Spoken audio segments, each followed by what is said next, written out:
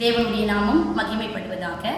விசேஷமாய் 3ஆம் மாதத்தின் முதல் தேதியும் ஓய்வு நாளும் ஆகிய இன்றைய நாளில் நாம் தேவனிடத்தில் எப்படி கிட்ட சேர வேண்டும் என்று நாம் தியானிக்கும் போது 2 நாளாகவும் 20வது அதிகாரத்திலே யோசபாத்தினுடைய அந்த யுத்தத்தை குறித்துதான அழகான ஒரு சம்பவம் சொல்லப்பட்டிருக்கும்.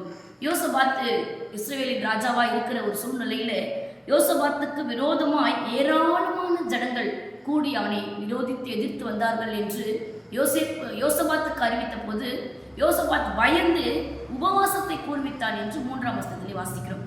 உபவாசத்தை கூர்வித்து தேவனுக்கு முன்பாக தன்னை தாழ்த்தி ஆண்டுக்கு முன்பாக எல்லா காரியங்களும் சொல்லி ஜெபித்து அவர் விசேஷமான ஒரு காரியத்தை அங்கே சொல்கிறார். 12ஆம் வசனத்தில், எங்களுக்கு விரோதமாக வந்த இந்த ஏராளமான கூட்டத்திற்கு முன்பாக நிற்க எங்களுக்கு பலனில்லை, நாங்கள் செய்ய வேண்டியது இன்னதென்று எங்களுக்கு தெரியவில்லை, ஆகையால் எங்கள் கண்கள் உண்மையே நோக்கி கொண்டிருக்கிறது என்றான். அல்லேலூயா.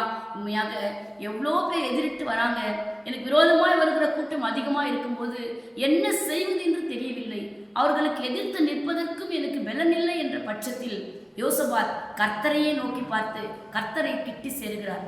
அவர் கர்த்தரை கிட்டி சேர்ந்ததின் நிமித்தமாய் யுத்தம் இல்லாமல் துதியின் மூலமாய் கர்த்தர் மிகப்பெரிய வெற்றியை யோசபாத்துக்கு கொடுத்தார்.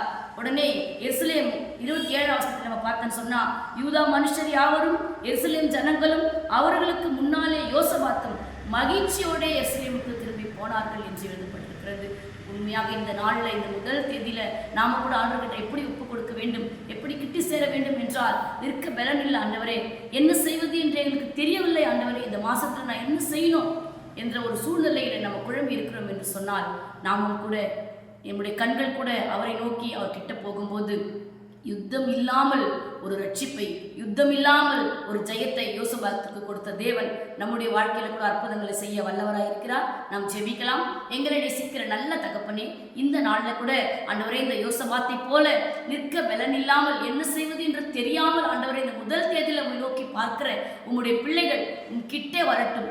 கிட்டே வரும்பொழுது கர்த்தாவே, யுத்தம் எங்களுடையது அல்ல, அது உம்முடையதாய் மாறும். யுத்தம் இல்லாமல் மகிழ்ச்சியோட திரும்பி போக பண்ணுகிற கர்த்தர் உங்களுடைய பிள்ளைகளை இந்த வார்த்தையின்படியே இந்த மாதத்திலே ஆசீர்வதித்து வழிநடத்த வேண்டுமாய் இயேசுவின் மூலமாய் ஜெபிக்கிறோம் எங்கள் நல்ல பிதாவே. ஆமேன். கர்த்தர் தாமே உங்களை ஆசீர்வதிப்பாராக. ஆமேன்.